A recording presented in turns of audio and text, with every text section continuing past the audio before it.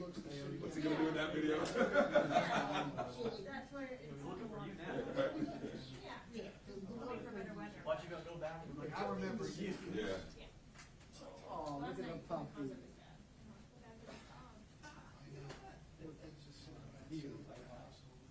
Yeah, because I can see that. Oh, that's the canine from Oh, okay. the fire marshal. Oh, I said,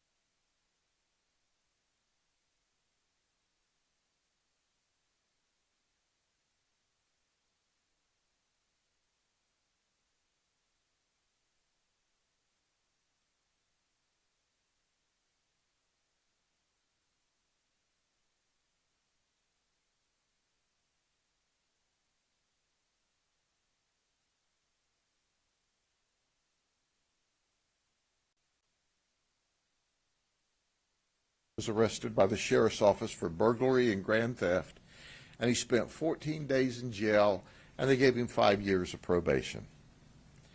Then in November 1975, keep in mind, he's on probation, he's supposed to behave, he was arrested by the Winter Haven Police Department for false report of a crime, and he spent 25 days in jail. Did they violate his probation? No. May 22nd, 1986, he was arrested by the Bartow Police Department for burglary and second-degree murder. And here's what happened. He's a cocaine addict. You know, those people want to tell you it's a low-level, nonviolent drug, okay? It's anything but that. But he was a cocaine addict, so his wife and 4 children, 2 of which were his, moved out and moved home with their mother. And on this particular day, he went to the house, found out that his estranged wife was there, went to the trunk, got a .410 gauge shotgun, went inside and shot and murdered her twice with 2 shots directly in front of the children. Did you hear what I said? He went into the house after getting a .410 shotgun out, shot his wife twice, killing her in front of the children. And then he told the police, well, after he was arrested, I told her I was going to kill her. Now think about this for a second. The horribleness of this premeditated murder. So, but let's go to the arrest. All right, so he shoots and kills his wife. There's a broadcast put out. One of our sergeants notices the vehicle in Winter Haven. He gets the tag number checks out. He spins the car around in order to go stop the guy, and he looks, and the car is in flames. And Eddie is coming out of the car fully engulfed in fire. He's burned over 60% of his body. So I suspect at that moment in time that he was going to commit suicide by setting himself on fire because he put accelerant inside the vehicle. But as he got hotter and hotter and started to burn, I guess he changed his mind. So he was taken to Shands and given the very best treatment, and he survived.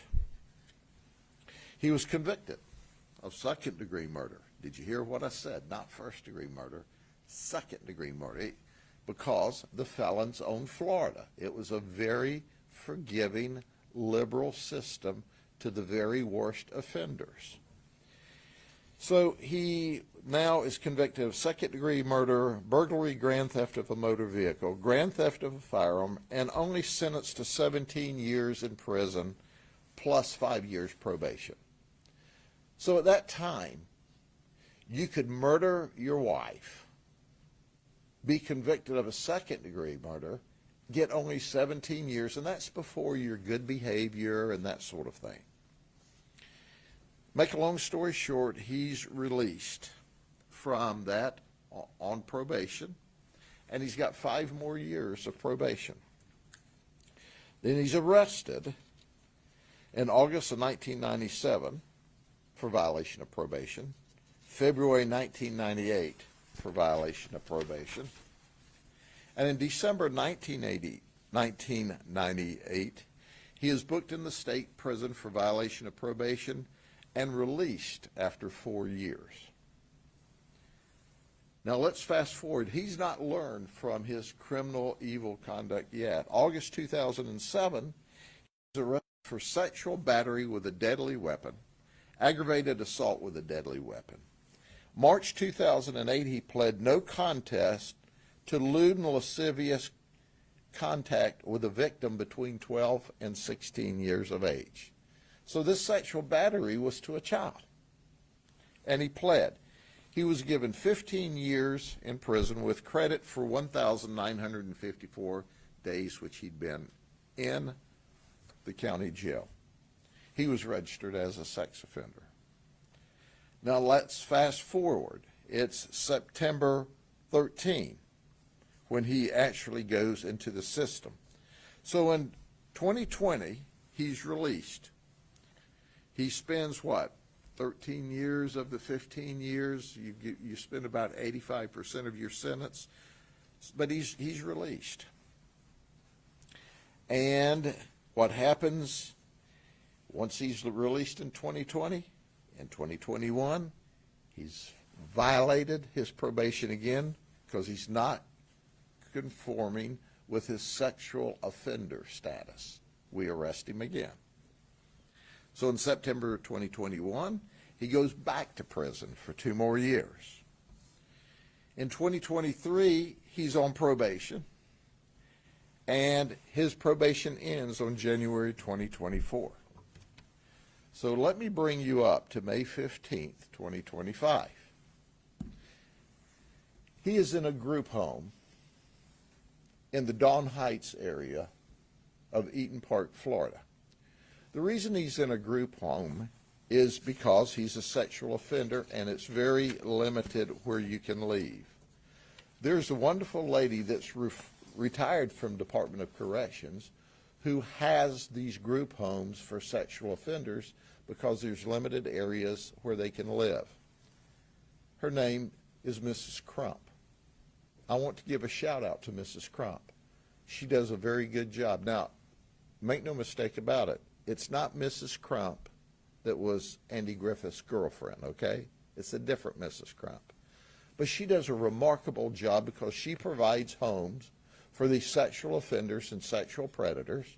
She cooperates with us. We know where to find them. Because she's an ex-probation officer, she keeps them in line. So she updates this particular home just shortly before Eddie burns it to the ground. And here's what happened. It's about 3:15 in the morning.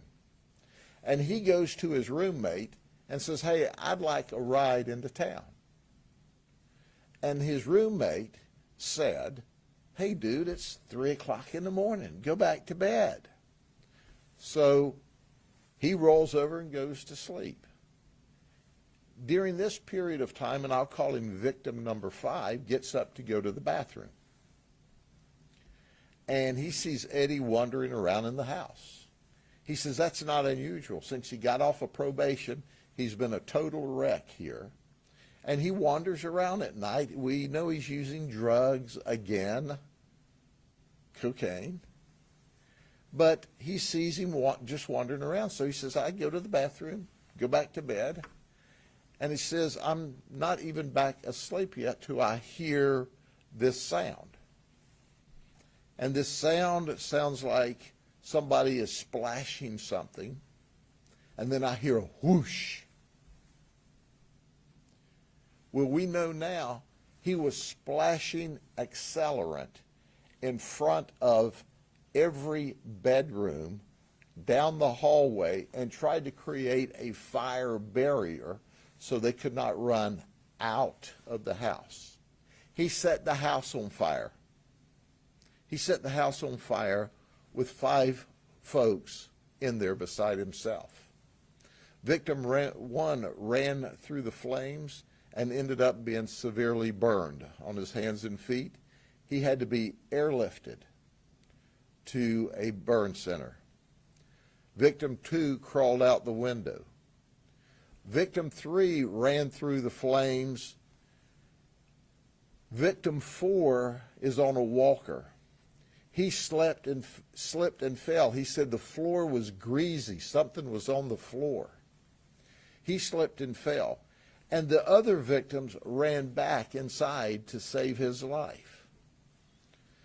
Victim 5 once again said he saw Eddie in the house with a container just before he heard the whoosh. Then the suspect drove off. And that was one of the things that confounded his partner. He said, why was he asking me for a ride at 3 o'clock in the morning? He had a car. But anyway, he drove off. So the investigation begins. The fire marshal comes and says there's definitely an accelerant. It's an arson. He's burned the house to the ground. He's burned up other people's vehicles. He's created, once again, evil havoc. He goes to the hospital with chest pain. He stays for 2 days. They release him. Hey, you're good to go. He knows we're looking for him. Then he checks himself in to the mental health area of the hospital at Lakeland Regional Health. And he tells them that, you know, I need some help. I've got mental health issues. The dude is just mean as a snake is what's wrong. So anyway, we locate him. We read him his constitutional rights. And he looks at us kind of glibly and said, I'll take that right there. And they said, which right? The one for an attorney. He did not confess. But I point out once again that this man blocked the hallway with fire to try to keep them from getting out. By the grace of God, they all survived. Mrs. Crump then worked with us, and we had to rehome these folks because they can't just live any place, and we certainly weren't going to let them wander around because of their status, but they're still human beings, and we wanted to make sure that we gave them a place to stay while we searched for Eddie. This man's dangerous. He's 69 years of age. Our goal is that he never takes a breath of air outside of prison, but I want to underscore he tried to murder 5 people that night. After he sexually battered a child between 12 and 16, after he murdered his wife in front of the children, how much meaner and dangerous and evil can you be? So at the end of this investigation, we know who did this. We know that he tried to murder others. And I want you to see that he is successfully locked up in the county jail. Certainly Brian Haas, who is a great prosecutor, I'm sure will ensure that he spends the rest of his life in prison. Are there any questions? Sheriff, what do you think when you see these pictures of the damage? I see pictures that should never have been. He was given sufficient time when he did that murder. Had they given him consecutive time, had they not allowed for a plea to second-degree murder, which I'm sure is what happened, or even if the jury had convicted him, he wouldn't be out to do this. If they'd given him the full ride for his sexual battery charge, he certainly wouldn't be out. But this hypersensitive, forgiving criminal justice system in the 80s started this downhill. You see, by not dealing with it in the mid-80s, we had 5 people who, except for the grace of God, would have been murdered today.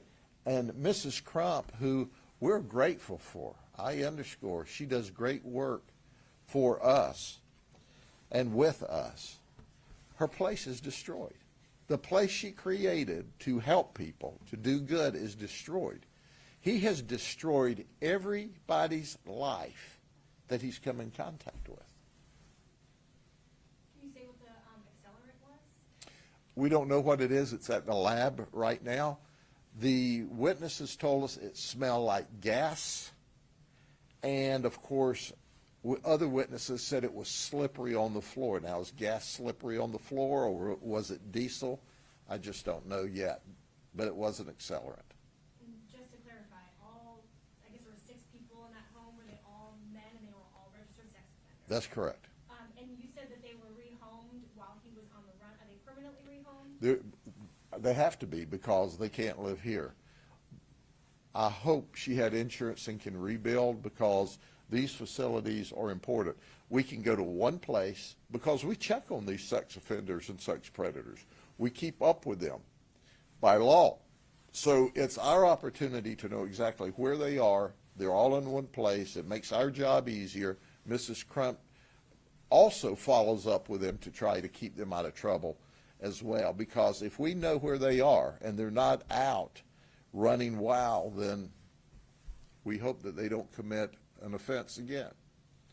but he destroyed infrastructure that was created to help keep them on the path of behaving. So, I mean, there aren't adequate words to share my frustration, other than if those 5 people were dead this morning, I'd be standing up here saying they shouldn't have been dead. Well, they shouldn't have been the victim of an attempted first-degree murder. And Mrs. Crump's home shouldn't have been burnt to the ground. So there you go. Bad deal. They said he behaved as long as he was on probation. But when he got off of probation, that he began to have people over against the rules. He began to use cocaine. He was disruptive. And in fact, Mrs. Crump was in the process of evicting him. And because the others complained and said, look, this guy's going to get us in trouble. We got to, he's not good. So Mrs. Crump was in the process of evicting him. There's eviction procedures in order to protect those that rent. And that was in progress when this occurred. Would that have been another motive?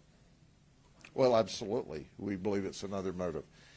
He was severely burned, and he severely burned others. He committed murder. He committed sexual battery.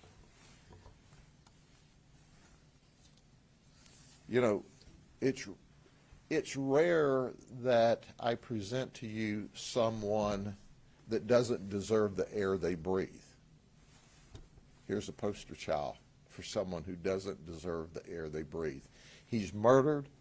He sexually battered children between 12 and 16. He tried to murder 5 people on this particular night. It's like, how many clues do we need? Okay? Thank you very much.